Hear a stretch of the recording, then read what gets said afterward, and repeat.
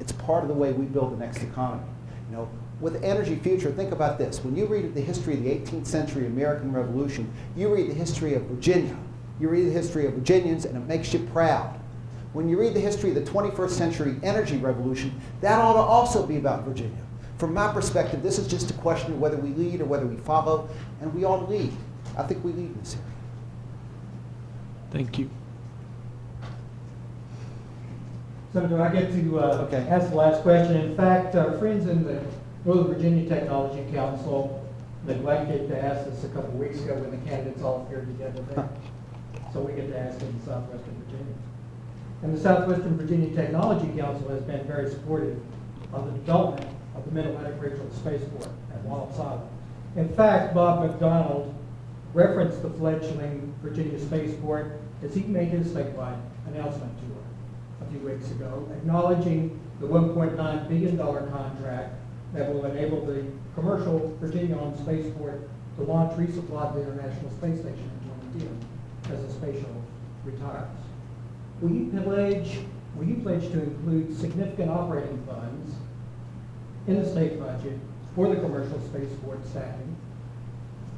And how might you as governor work to recruit commercial spaceflight industries to the Commonwealth of Virginia so students doing software engineering at UVA-Wise may get a job? It's interesting, Jack. When I was in law school a quarter century ago, I chaired a seminar one time on the commercial development of space.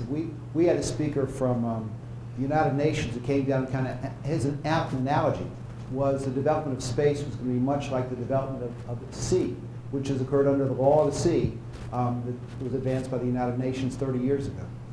I think Wallops Island represents a huge opportunity for us. I think not only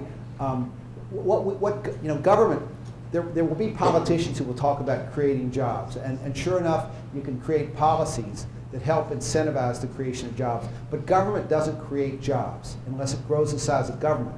Government creates the environment that nurtures the private sector to create jobs.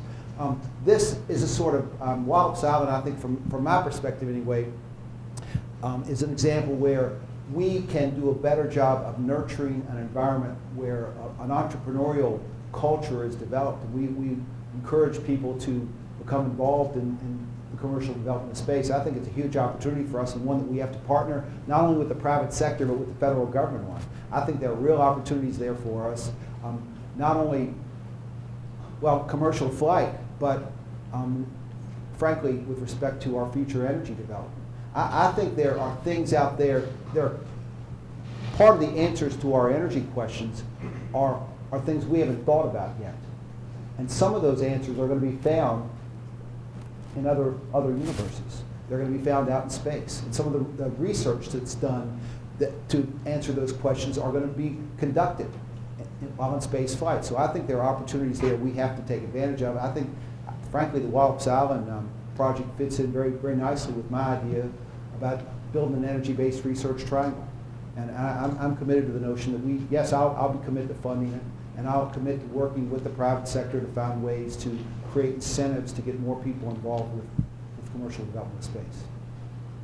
Thank you, sir. Thank you. If you'd like to conclude. Okay. Well, I do have something I'd like to just kind of wrap it up. I want to thank you, Jack. I want to thank you for putting this together. I'm passionate about this notion that we create jobs for the future by investing in energy technology. That's why it's been at the forefront of my campaign from the beginning, and it's why it will be front and center during my administration. There's really no more fitting place to talk about this complicated subject than Wise County, the UVA-Wise.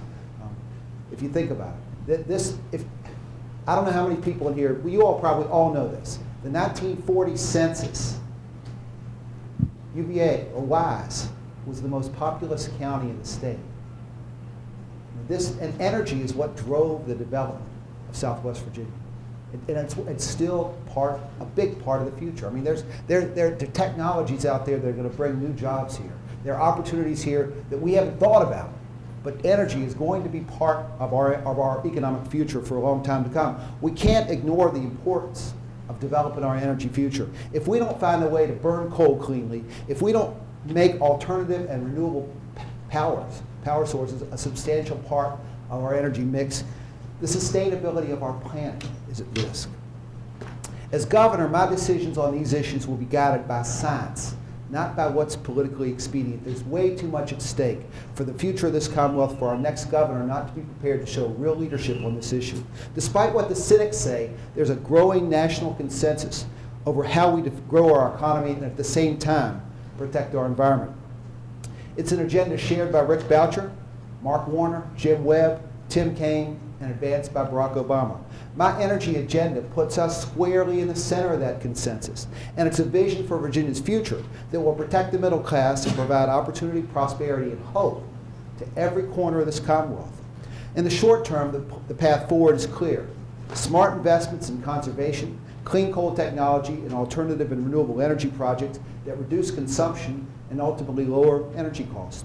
That's the leadership we need in the governor's mansion. As governor, I will partner with Barack Obama and Congressman Boucher to continue to invest in clean coal technology. In the long term, the goals are clear too.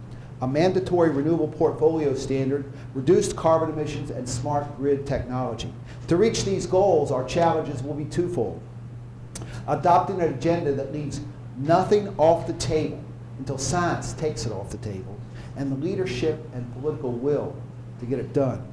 Through my Virginia Energy Research Triangle proposal, that vision will become reality. We know that this research is going to take place, and wherever it takes place, there's going to be enormous opportunity for economic growth. The only question is, do we lead or do we follow? I say we lead.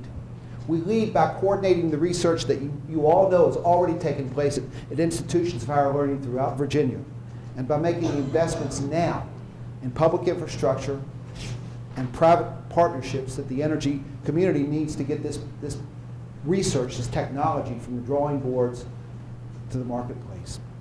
We lead by going where the science takes us and using this opportunity to create the good-paying jobs for the 21st century, jobs that can't be outsourced or shipped overseas. These are jobs we can create right now in Wise County and throughout the Commonwealth. And in fact, we are creating those jobs under a program I passed into law this year. As we address the challenges of this economy and put in place a recovery package that gets us moving again, energy jobs for hardworking families are going to play an important role. Virginia can't afford a governor who isn't ready to lead on the very first day in office and who isn't ready to capitalize on our best opportunity for economic growth in the coming years, and that's energy.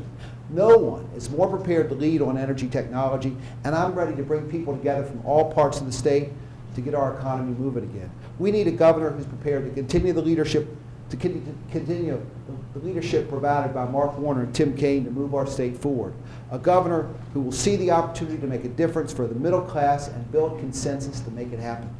We need a governor who can see how energy technology is already the big thing, not just for Southwest Virginia, but for the entire Commonwealth of Virginia. As governor, I will create opportunity and prosperity and hope in every